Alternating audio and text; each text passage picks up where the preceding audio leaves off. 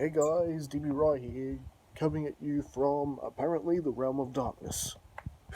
Nah, I'm kidding. It's just nighttime here. And today I am here with What If Smile Happened in Gotham City Part 2? What if Batman had to deal with the events of what happened in that movie?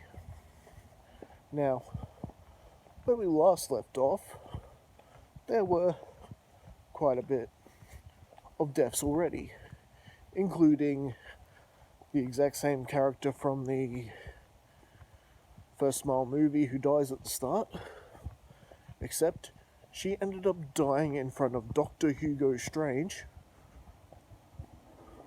instead of who she does in the original movie. After all, this is what if it happened in Gotham, not... It isn't the movie!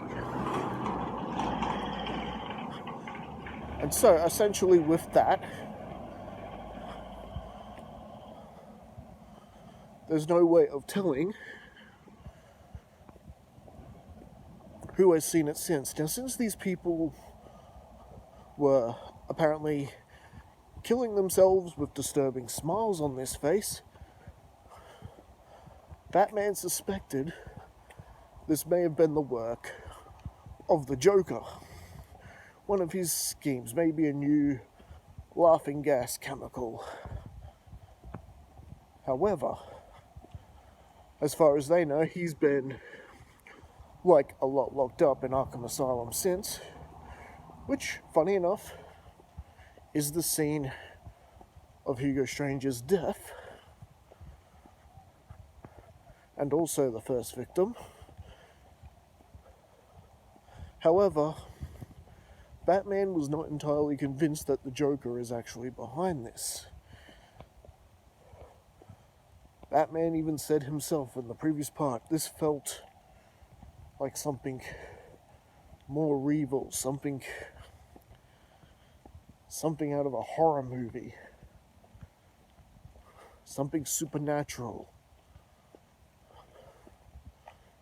However, with a brief interrogation with the Joker, of course playing coy, Batsy, if it was really me, you'd know. After all, that is indeed what the Joker is all about. And so, after a frustrating slam in the Joker's door, Batman is run off to pursuit of a lead, and well, without realizing it, he is actually given the Joker an opportunity to escape Arkham Asylum. I'm afraid he hit that door a little bit too hard, and it's come loose. Loose enough for Joker to escape, and meanwhile he does. And he doesn't like that there's this other sort of serial killer running around, tarnishing his good name. As far as Joker knows, this is the work of a serial killer, not a supernatural demon, like in the movie. Of course, we who've seen the movie know it's a supernatural demon, but Joker don't know this. He thinks this is another killer hogging Batman's attention, tarnishing his good name. And yes, the Joker cannot have that, can he? And so, this leads to Joker pretty much putting a new plan into action, pretty much in a very similar fashion to when the Holiday Killer was running around. Oh yes, Joker is planning on poisoning as many people in Gotham. Let's see this Smile Killer kill a whole millions of people at Gotham at the same time. After all, so far, people who've so far have just died one by one, sometimes in week intervals.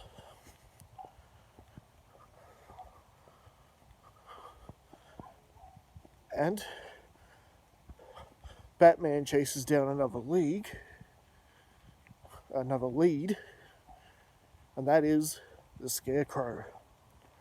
Another Batman villain known for using chemical warfare.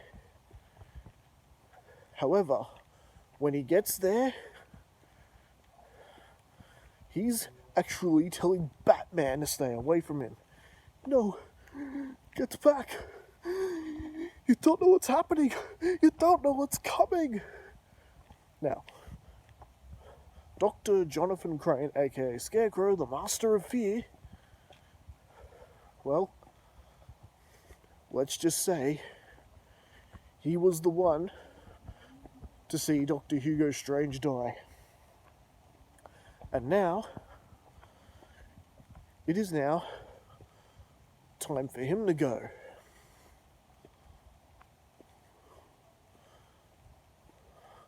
Now, as we know, most people usually die within a few days up to a week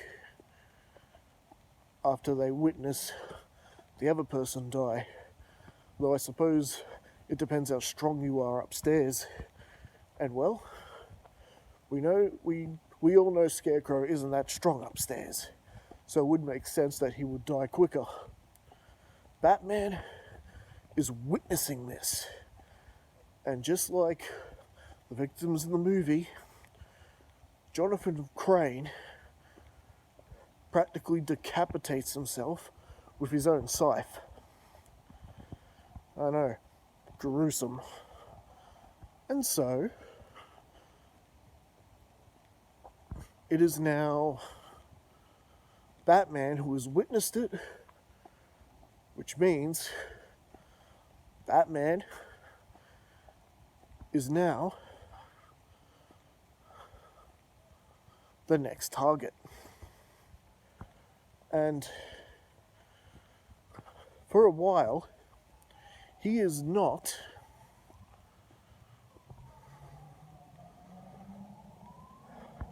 having to deal with much crime. Everyone's, well, other than your petty criminals, but no one else has died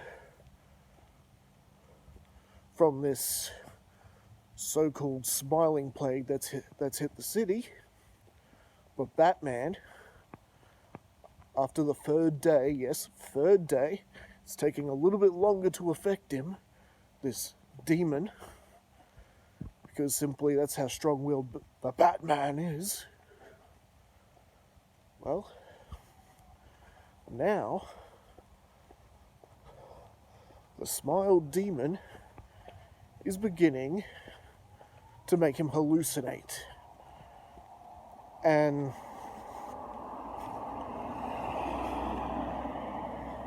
for starters,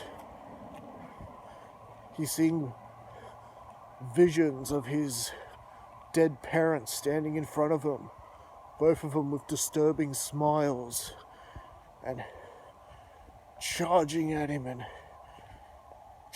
looking like they're trying to attack him and stuff, and he's panicking, getting a bit scared, and Alfred manages to calm him down. And well, as Batman catches his breath, the Bat computer alarms start going off, and Batman is now having to go after the Joker and stop his plan. And well, it doesn't take Batman too long after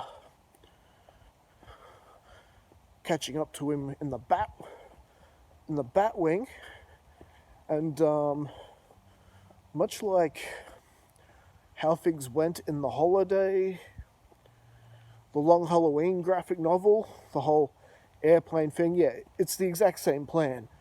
Joker trying to gas people using an airplane,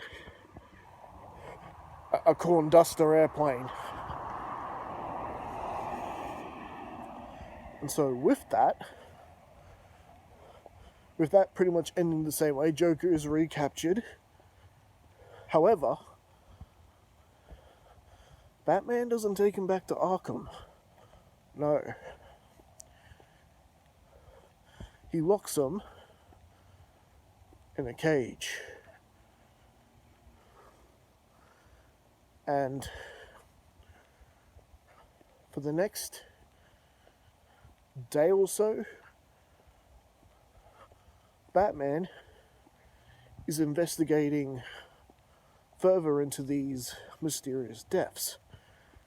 And he starts realizing this hasn't just been Gotham.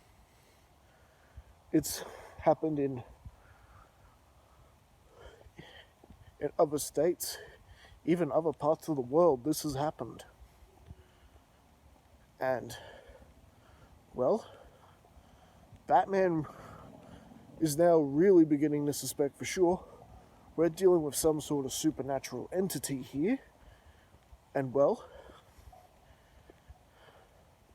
he's off to find the House of Mysteries and consult with John Constantine. So there we are, a little bit of Justice League Dark there. A bit of fan service. And well,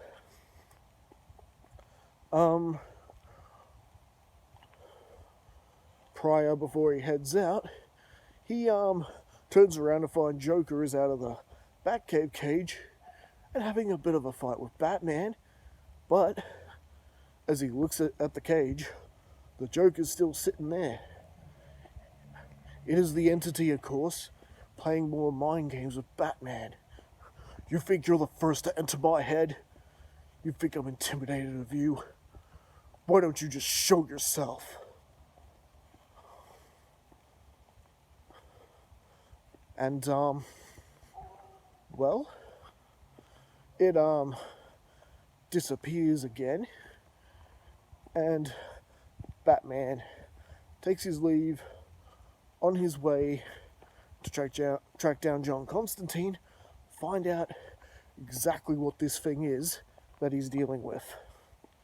And that is where we're going to be leaving things for right now, so don't forget to smash the like button, like and subscribe, and I'll see you guys again for part 3. I'm actually surprised we're getting to do a part 3.